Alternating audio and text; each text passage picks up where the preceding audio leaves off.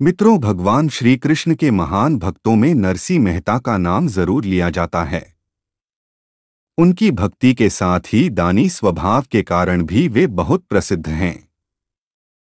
नरसी जी ने भगवान कृष्ण की भक्ति में अपना सब कुछ दान कर दिया था।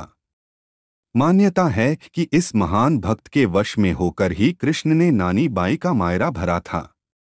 इसकी कथा तो आप सभी लोग जानते होंगे। हम आप सभी को यहाँ नरसी मेहता की एक दूसरी रोचक कथा बता रहे हैं।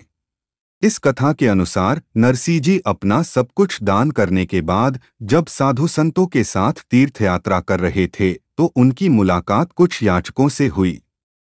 वे उनसे धन, भोजन और जीवन के लिए जरूरी चीजें मांगने लगे। चूंकि भक्त नरसी अपना सर्वस्व दान कर ही चुके थे, इसलिए वे धन देने में समर्थ नहीं थे। आखिरकार उन्हें एक उपाय सूझा।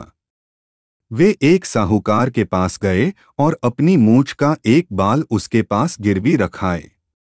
उस जमाने में मूंछ के बाल को भी प्रतिष्ठा और सत्यनिष्ठा का प्रतीक समझा जाता था। साहूकार ने उन्हें मूंछ के बाल के बदले कर्ज दे दिया। नरसी जी ने वह पूरा धन याचकों को दे दिया। इस घटना को जब एक व्यक्ति ने देखा तो उसे लालच हो गया। वह भी इसी तरीके से धन पाना चाहता था।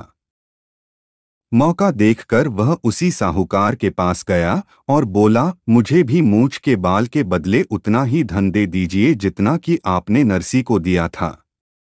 साहूकार ने सहमति जता दी। उसने मूंछ का बाल मांगा। व्यक्ति ने मूंछ का बाल दिया, लेकिन साहूकार संतुष्ट नहीं हुआ।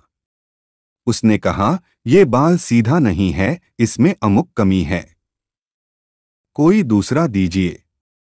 धन के लोभ में वह व्यक्ति मूंछ के बाल उखाड़कर देता रहा और साहूकार कमियां निकालता रहा। आखिर उस व्यक्ति ने पूछा, मुझे मूंछ का बाल तोड़ने में जो दर्द हो रहा है उसका आपको अंदाजा भी नहीं है। मेरी आंखों में आंसू आ गए हैं। साहूकार ने कहा, मित्र, तुम्हारी मूंछ का बाल इस योग्य ही नहीं कि मैं उसे गिरवी रखकर एक फूटी कौड़ी भी दे दूं। मैंने नरसी को भी इसी तरह परखा था, परंतु उसने अपनी तकलीफ की परवाह नहीं की। उसके लिए तो याचकों का अभाव ही सबसे बड़ा दर्द था। इसलिए मैंने उसके मूंछ के बाल के बदले धन दे दिया। जिसमें दीन दुखी के लिए इतना समर्पण हो उसे मानव ही नहीं, ईश्वर भी इनकार नहीं कर सकता। तो मित्रों, आज की हमारी प्रस्तुति कैसी लगी कमेंट करके जरूर बताएं।